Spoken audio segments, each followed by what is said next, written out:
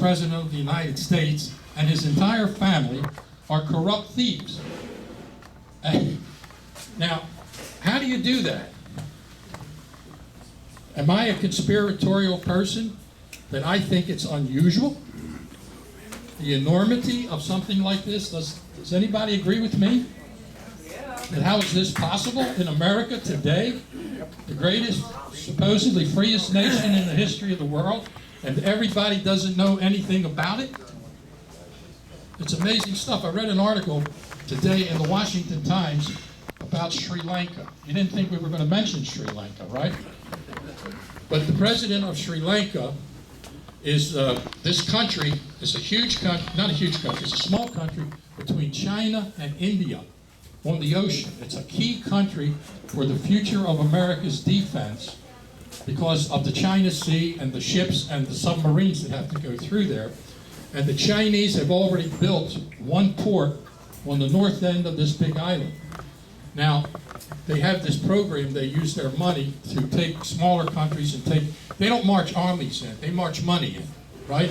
So, our Secretary of State, Pompeo, whatever his name is, he was over there today telling the president, please don't make buddies with the Chinese because they're our enemy and they're your enemy. You're making a big mistake. So he said they're building another port on the other side of the island, another big port.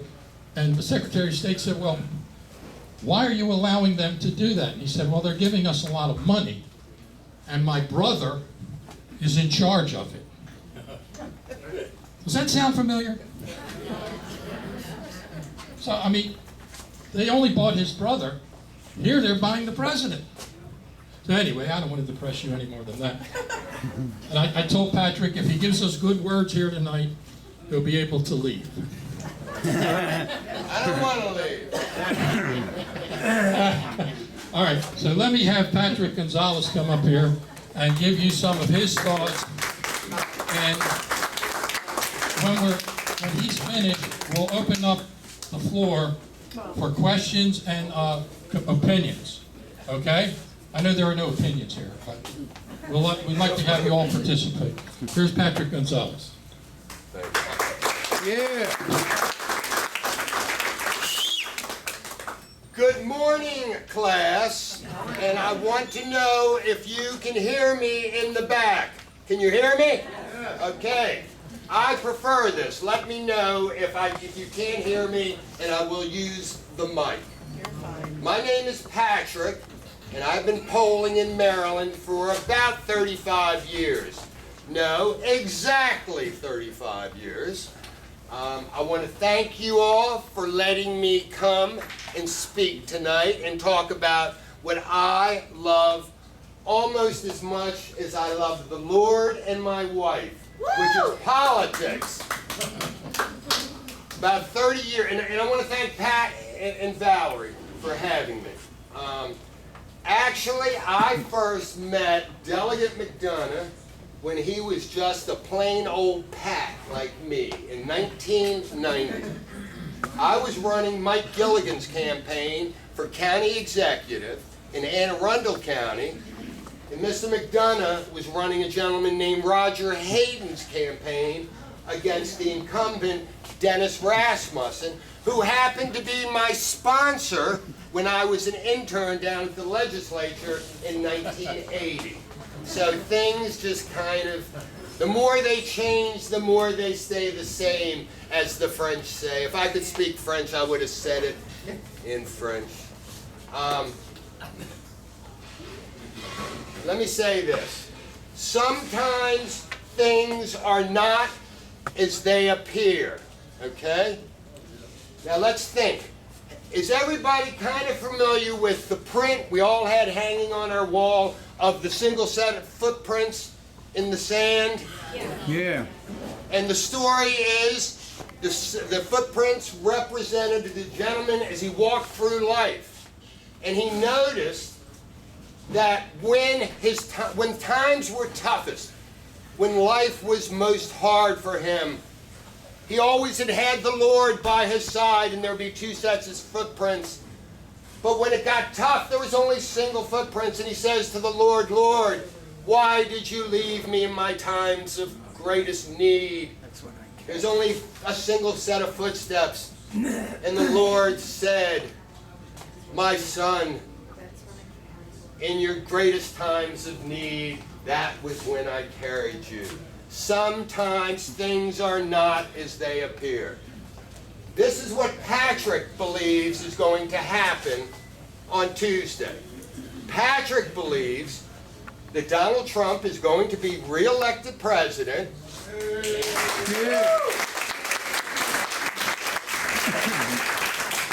All right. But Patrick also would submit that the polls are not wrong. And you say, well, how can that be?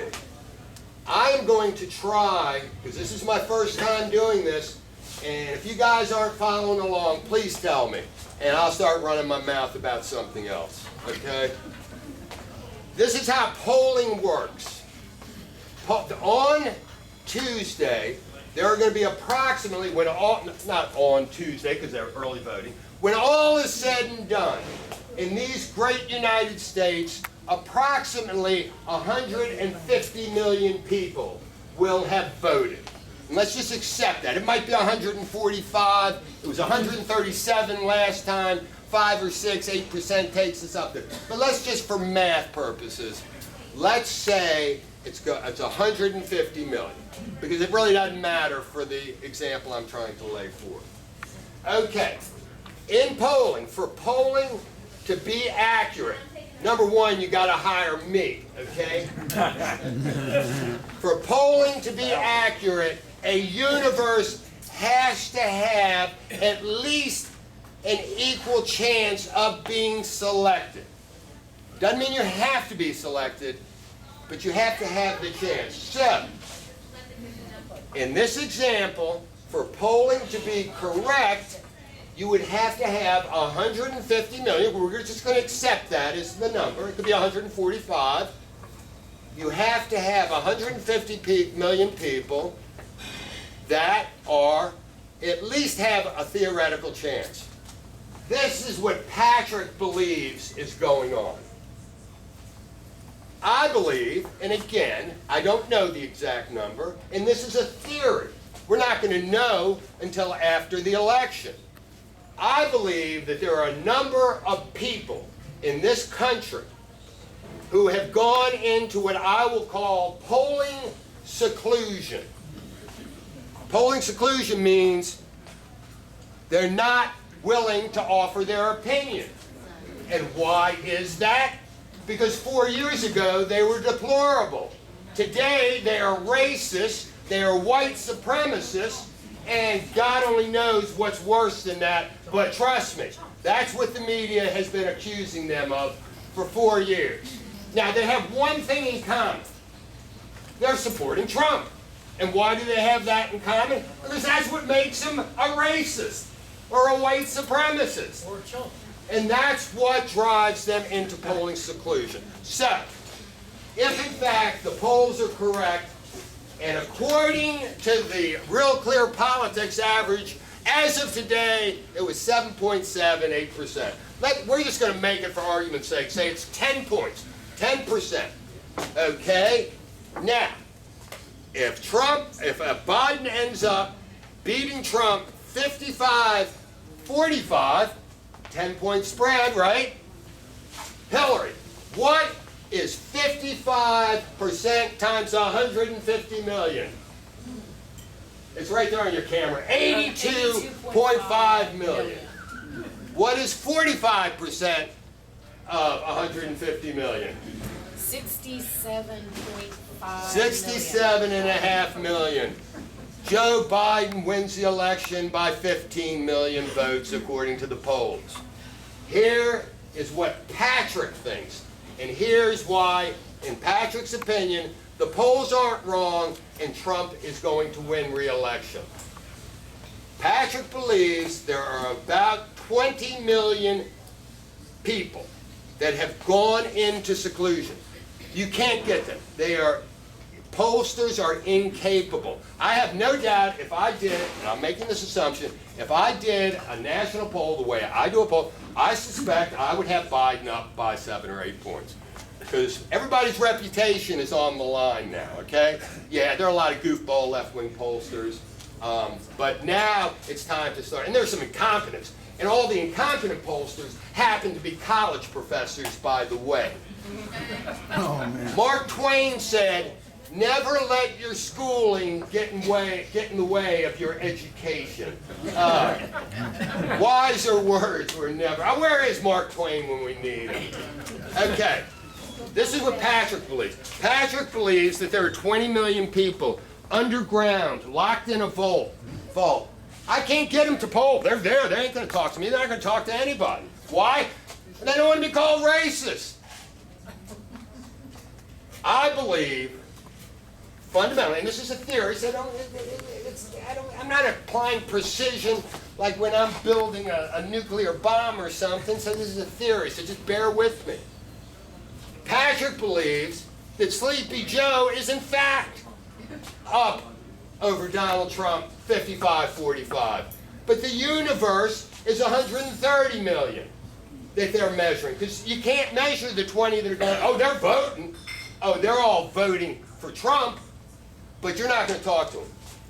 We in the polling world, I believe, have access to only the theoretical possibility of 130 million people participating in this poll. And I believe that Joe Biden, I believe he's about as corrupt a politician as I've ever seen. I believe what's really the most corrupt thing, because what he's doing is SOP in the world of politics among the sleazeballs, and there are plenty of them. Thank God. Lead me not into temptation, Lord. I'm judging no one. I've never been in that position. Mike Gilligan, my dear friend who passed away a couple of weeks, he was a councilman in Anne Arundel. Again, I ran his campaign. Mike and I thanked the Lord the day we lost that primary. Because had he gotten in office, he and I would have been in jail within 2 years. Lead us not into temptation. So I'm not casting, Joe Biden is a sleazebag, though. And his family are sleazebags. And again, not saying that judgmentally, I'm stating that as an objective fact based on every piece of evidence I have seen. Anyway, Patrick believes that Joe Biden is leading Donald Trump 55-45 among the 130 million. Hillary, what is 55% of 130 million?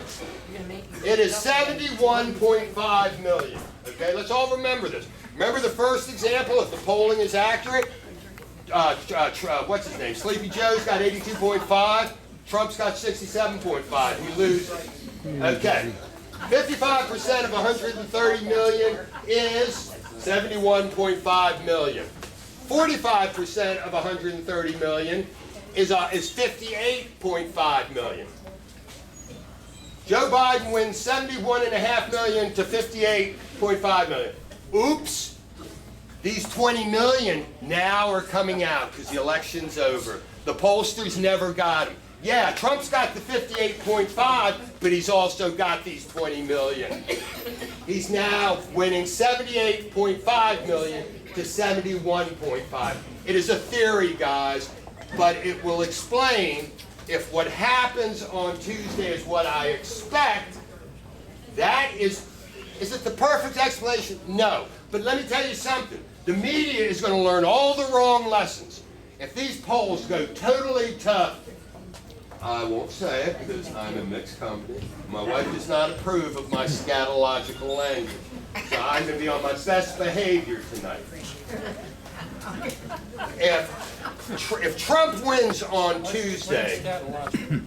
Tell us what you think. Oh, okay. Starts with the S. Yeah, right. The recriminations, first of all, heads are going to explode. I'm going to love that. All my goofball high school buddies and college buddies and, well, college professors who got their heads so far up they don't know what's going on. Their heads are going to explode. But the media's going to learn all the rest. But let me explain something real quick.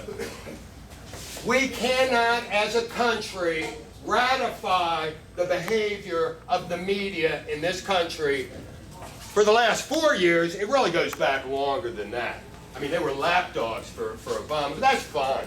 You know, we cannot allow them to continue. And you know why? Because Biden can't win, because that will, in their minds, confirm, hey, it works. We can't have that, and we won't have that. This is why I believe that Donald Trump gets reelected. There have been a couple thoughts I just can't wrap my head around as far as the election of Joe Biden.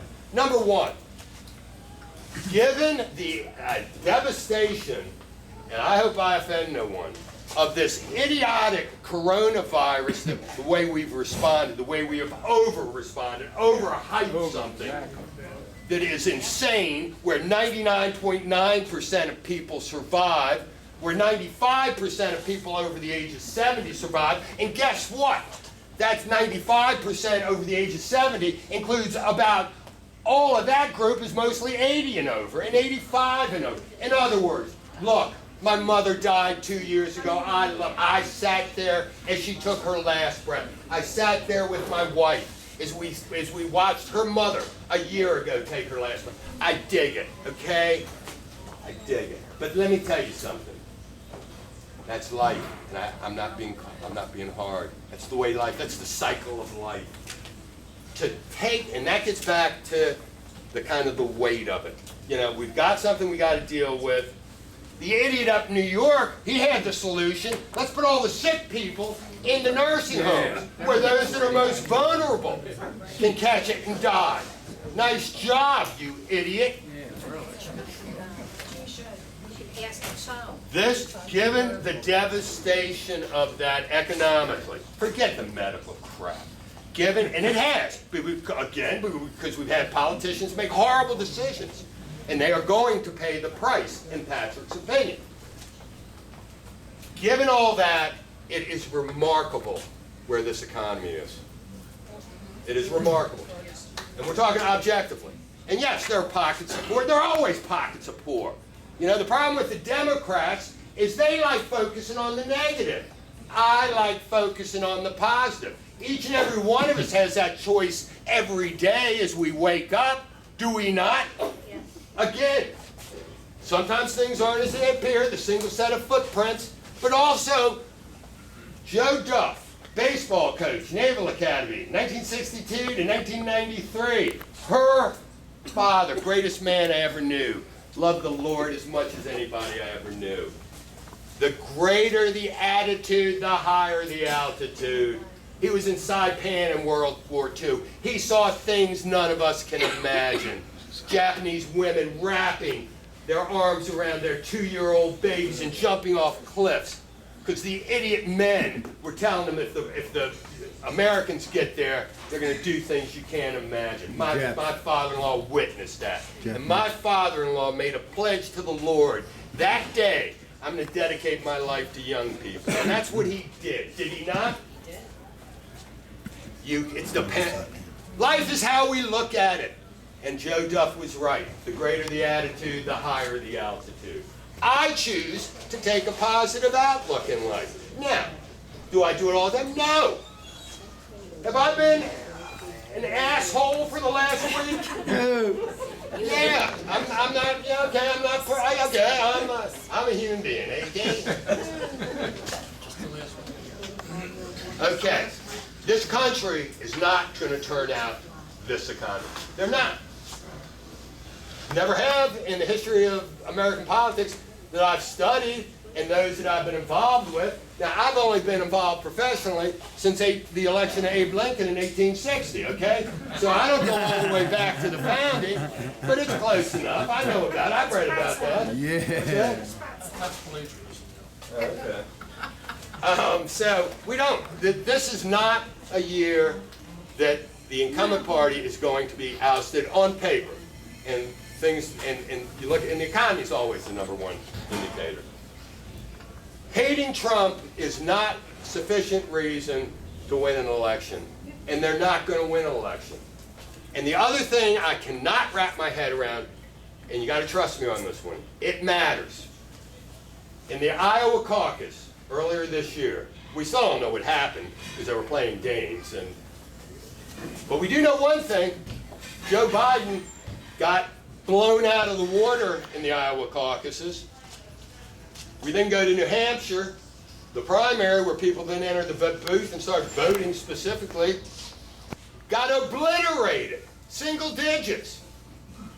Went to Nevada, and Crazy Bernie kicked his ass 2-1.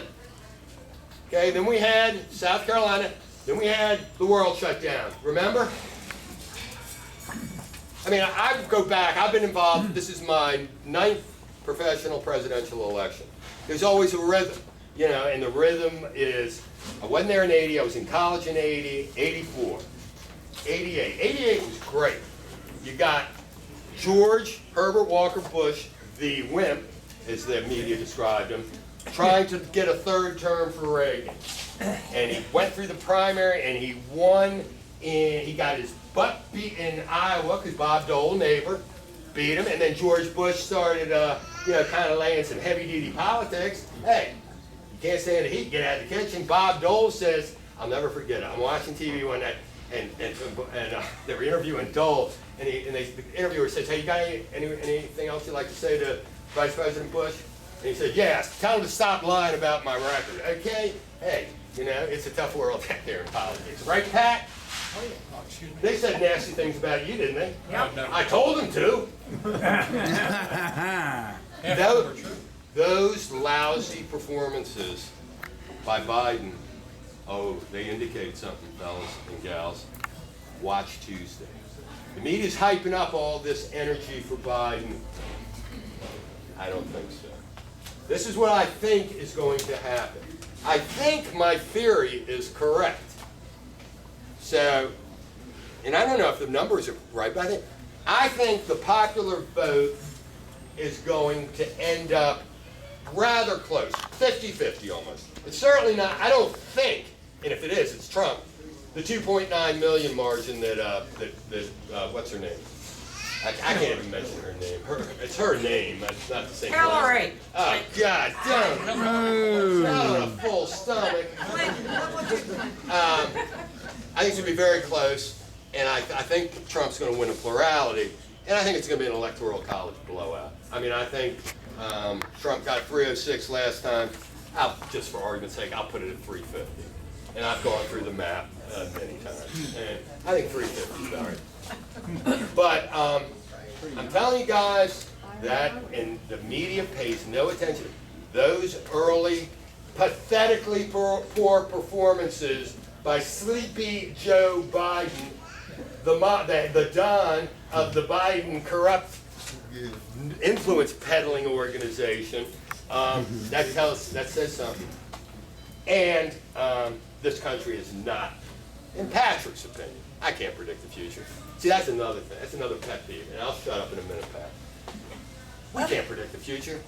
These idiot pollsters like myself get up and act as if, oh, well, I know what's going to happen, and I have this secret formula for polling, and blah, blah, blah. Close electoral vote.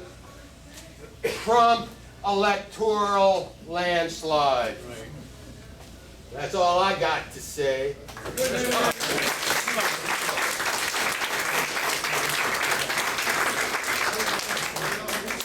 Hey, Bob, tell the bikers he passed the test, we can let him out of Eastern Baltimore County. I want to meet the bikers. No, they don't. Couple of things. I spoke this week with one of the closest aides to President Trump politically. I'm not going to tell you who he was. And he said in all of the internal polling in the campaign office, Trump is ahead in all the key battlegrounds.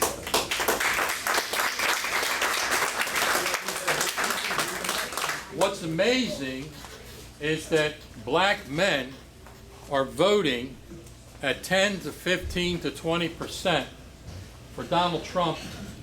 Republican politicians, Patrick will tell you this, never get over 5% of the black vote, period. So this is a huge change. After, Patrick was just talking about the primaries. After the Democrat primaries, Bernie endorsed Biden. And the Wall Street Journal did a poll among Bernie voters. And 25% of the Bernie voters said, regardless of Bernie, they're not voting for Biden. Now, since that time, in the debates, what has Biden done? He said he's against the New Green Deal, which is a religious experience for them. Yeah, it's a religious experience, all right. So, basically, there are a lot of problems out there. But Patrick, here's one of the things that are bothering me. It looks like we are having a tough time, according to these inaccurate polls, in various Senate races. I brought my Senate list here. So I'm prepared to talk about that. All right, too. eight of them are apparently shaky. Could you tell us a little bit about that? Okay, let me see. Now I never read anything when I get up and run my mouth, but I had to bring this because, okay, let's start with Maine. Okay. She votes for Brett Kavanaugh, but not Amy Coney Barrett. I'm talking about the estimable Susan Collins, and says the reason being is, I didn't like the way the process rushed. Oh, you didn't like the process, where the Constitution says the President nominates and the Senate advises and consents. You didn't like that it was that close to an election? Well, I'm going to have to go back and check the election, or check the Constitution, and says, where is the time frame clause that says you can't do it? You can't do it in a month. To me, it struck me as horribly insincere and horribly craven on her part. I'll be honest with you guys. I'm going to take a pass on. I hope she loses. I want 55-56 so bad in the Senate. I hope she wins. Okay, but if she loses, there are consequences to idiotic behavior. Okay, which one you want? You're in Michigan. I like Michigan. John James running against Gary Peters, I think. Yeah, hold on, let me get this thing. Arizona, oh, we got to talk about South Carolina. Okay, here we go. Okay, according to the Real Clear Politics average, Gary Peters is up 7.6%. Something weird is going on in Michigan. Look, I'm hearing these polls out as of today. It's Biden plus 10. I don't believe that for a heartbeat. And let me tell you something, guys. If my theory has any validity at all, Michigan would be a prime example of where people would go into a deep dive with that goofball governor. You want to get along in Michigan, there's only one secret to success. Marry the governor, because he does fine. Well, let me say this. James is a black candidate. He's a war veteran. Here's what's going to happen there. That 20% of black men that are voting for Trump are going to vote for James. Plus, the women whose children are not going to school in Michigan, and the people who don't have jobs because of Governor Whitless are going to vote for James, and I think that is going to be an upset. I think James is going to win. That's my opinion. How about North Carolina? North Carolina is very tough. In my opinion, North Carolina is tough. It's a state that's remember Virginia used to be solid blue, and then it was destroyed by the Washington, D.C. suburbs. Solid red. Solid red, I'm sorry. But it was destroyed by the D.C. suburbs like Maryland. Pancho Villa once said that the greatest problem that Mexico has, I know what you're saying, what's Pancho Villa? Was that Mexico, God placed Mexico next to America. The greatest trouble and problem Maryland has is that God placed Maryland next to Washington, D.C., which destroyed the D.C. suburb, which destroyed Howard County, which destroyed Frederick County, Montgomery, Prince George's, and you can say, well, Baltimore City. No. there's a sign that should be outside of Baltimore City when you're coming in. You can't fix stupid. That's what destroyed Baltimore City. But anyway, North Carolina, I think I'm living proof that you can't fix stupid, so go on. Well, what do you think about North Carolina? I don't even think it's close. I think Tillis is going to win. And I don't care about Cunningham and that chick that did the dance. I mean, I judge no one. And guys, we all know we have a problem. We know there's something that rules us way too often. And we shouldn't let it rule us, but it does. Okay? But it's a Christian. I know, but I'm talking, but remove all that.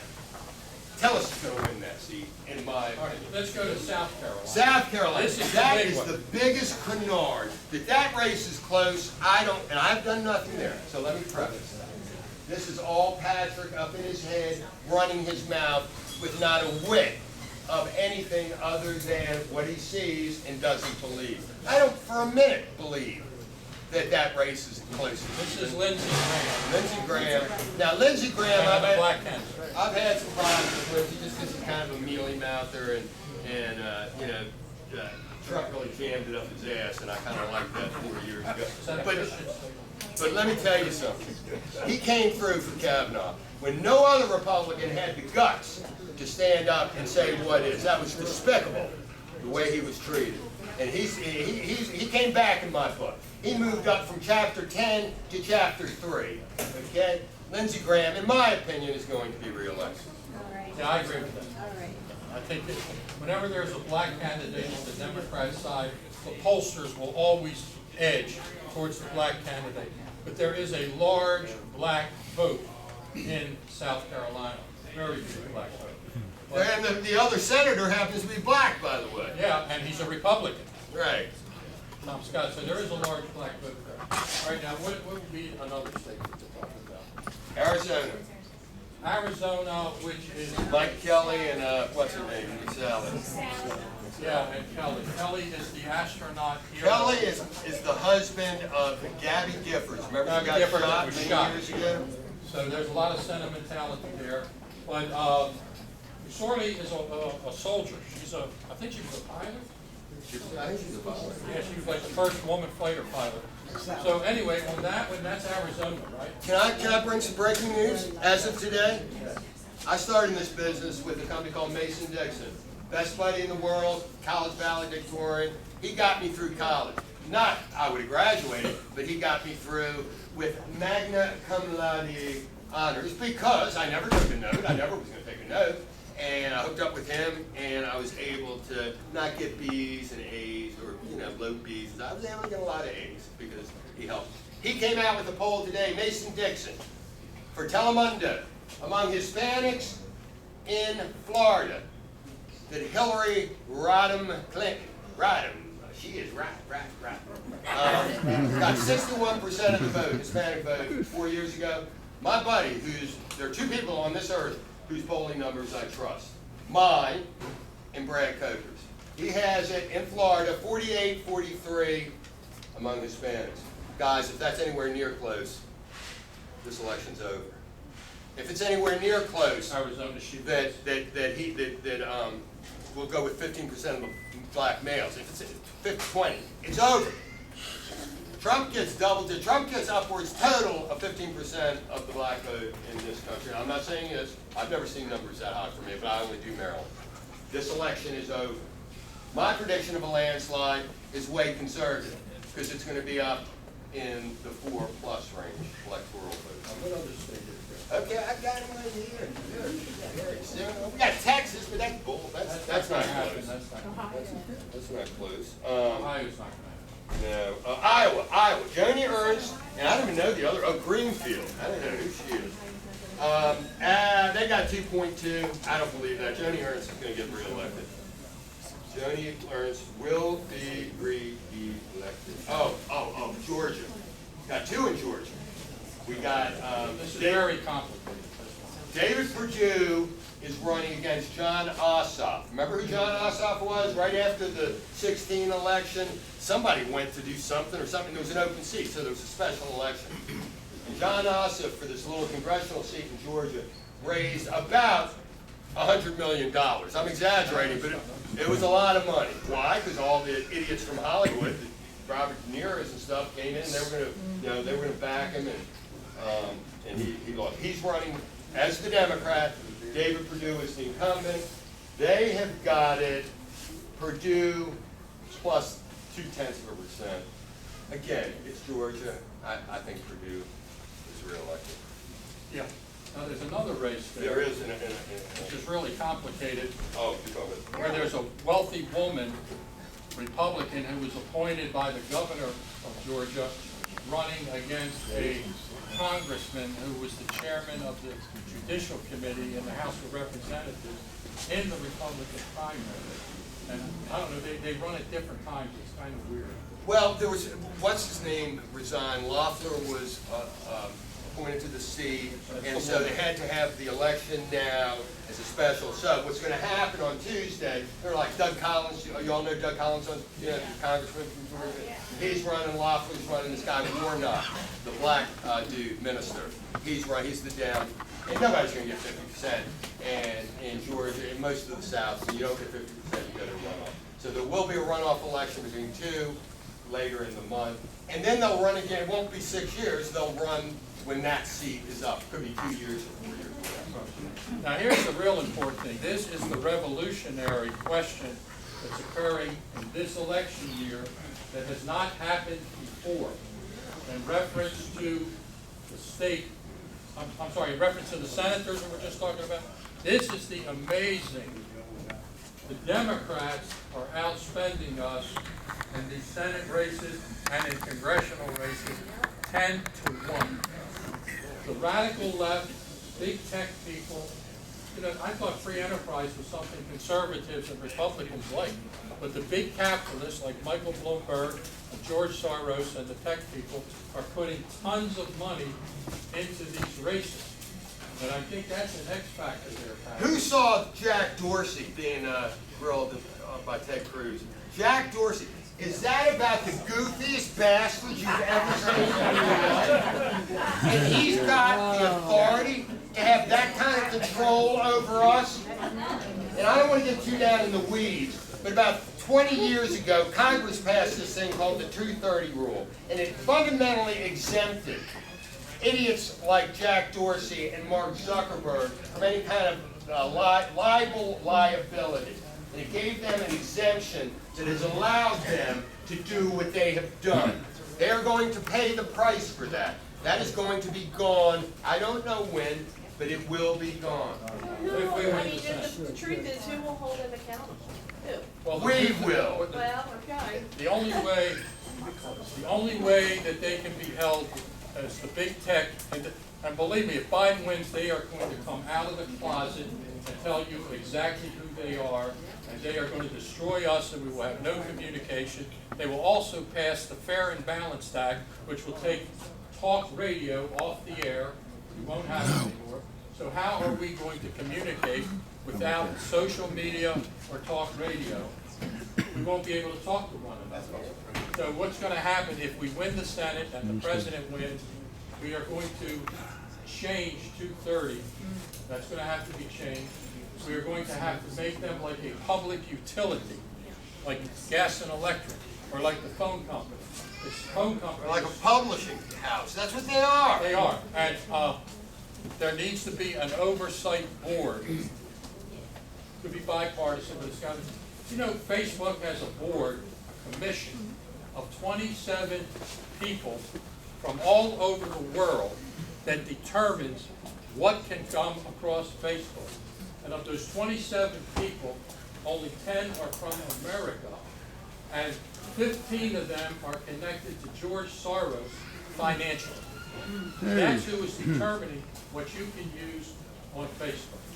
Okay? So, I want to just go off of this a little bit, okay? I gave you some information in a yellow envelope, okay? You get a chance, read it. That's a very important information. There is an article from the Wall Street Journal in that package that I gave to you. In my opinion, it's the best article I have read in terms of what is really happening to the United States and reflects what I believe in. Okay? That's why I gave you that article. Do you have any more? But it's important that you read that article. Now, this is what I want to say about the election while I have you. First of all, thank you. Hey, you're always an honest Wait a minute, we guy. have some questions. We're going to get to the questions in a minute. We always like to have you because you're very I honest. always like being here, and I like being on But you. while I have you here, I want you to understand what Super Citizen is all about, okay? I believe that there are two forces in this country. One force is the hate America, blame America, destroy America force. And they have accomplished 80% of their goals. They are way ahead of us, which are the Save America forces in this country. And at this point in time, the fact that Biden, a corrupt career criminal, out of 5,000 entities in the news media across this country, is not mentioned in any of them, what does that tell you? Does that tell you I'm right about the Destroy America forces and their power? So, the two weaknesses we have after 20 years in the legislature, doing politics, getting around, what are the two big weaknesses that we, and I'm going to call us patriots, okay? What are the two big weaknesses we have? Number one, we're disorganized and uninformed. We don't know what the hell is going on. And we're not organized. We work for a living. We have children, grandchildren. We don't have time for this stuff. They work 24 hours a day destroying America with George Soros' money. The second thing is we have no influence in the media. So when I retired, I told Valerie, you've all heard this joke 100 times, that I have a great plan. We're going to do something where we're going to either go to Sarasota and retire, or we're going to save America. Valerie said, it's a great plan, I'll go to Sarasota, Thank you you, go God. save America. But anyway, I said, well, if we're going to do it, let's do something that works. Let's do something. I don't want another Republican club. I don't want another BS organization that doesn't do anything. I want to bring people together like, what's your name? Brenda Brenda Myers Myers. from Vince's Crab House, all right? Yeah, yeah. Yay. I want to bring people together like Linda Brown, the attorney. Yay. Mary Taylor, an education activist. Yay. I want to bring people together that can fight in this army, because right now we are taking a knife to a gunfight and we're getting killed. Super Citizen is a tank. We need to take a tank to this knife fight, to this gunfight. We need to do that. Now here's the simple deal about, we have radio, we have television, okay? Nobody else has that. And we are not Democrat or Republican. Super Citizen is a nonpartisan organization. We have a lot of Democrats. Because the Democrats are leaving the Radical Socialist Party. They want someplace to go. But that is what Super Citizen is all about. We've had two events. We haven't had events because of this virus that China gave us, and I'm sure they gave it to us for a good reason. But both events have been really sellouts. We're getting a lot of support, and we need that support. Because if Trump wins, they will get more radical than ever, and they will continue to come after us. If Trump loses, they will be more radical than ever. They will continue to come after us, but they will be quiet, and the Biden and that bunch will support them in all their secret endeavors. So we need to be alert and ready. So we'll be having more events. We're trying to get our television show to be on every week or every other week for an hour. We're trying to get our radio extended because we want to educate and inform people. So that is what Super Citizen is all about. In that yellow envelope, it tells you the story. That's what we believe. We believe America is in the last inning, and you know it. You know it. You all feel it. If I said that 10 years ago, you would say this guy's nuts, right? Yeah. I mean, when Bill Clinton won, he was just a liberal, wacky Democrat who liked girls. But he wasn't going to destroy America, he just messed it up. When Obama won, he wanted to destroy America. And they expected Hillary to close the door and make it impossible to ever fix it. Didn't work. A bigger politician intervened by the name of God. What all Trump did was he hit a home run in the 9th inning and tied the game 4-4. That's all he did. He didn't save us completely. But I'm going to tell you, in my opinion, studying the whole thing, being honest with you, Rush Limbaugh is not going to save us. Fox News is not going to save us. Sean Hannity is not going to save us. We are going to save us. And if we don't get off of our you-know-whats and start getting informed and getting ready to become warriors to save this country, we're not going to be saved. We're not going to be saved. So that encouragement and enthusiasm, that's the message I bring to you. That's what we are all about. If anybody says to you, well, what is Super Citizen? That's what it's all about. And we're growing. You can see in there what we've done. We've got our own television studio now. We've got a new social message media system we're putting into place. And we know where every conservative household is in the state of Maryland. 400 hardcore conservative households. And we've got a big election coming up after this one. And I hate to tell you this, you may already know it, and I'm not telling you. Maryland is the worst state in the country. The worst state in the country in terms of conservatism, moderation. God help us, we have the Baltimore Sun. Do I have to say anything else? And the Baltimore Sun has gone down now to 50,000 readers. Good. From 225,000 to 50,000. That's a great asset for us. But maybe Super Citizen will have a newspaper and a media that will have 200, 300,000 in the next year. Wouldn't that be great? Yeah. Yeah. Wouldn't that be nice if everybody and their children could read something on the internet and see it on television and bring people like Patrick on television, like we bring him on radio, and other great people. Kim Clayson. Kim Clayson started out on our radio show. She was my co-anchor for 7 shows. Television show.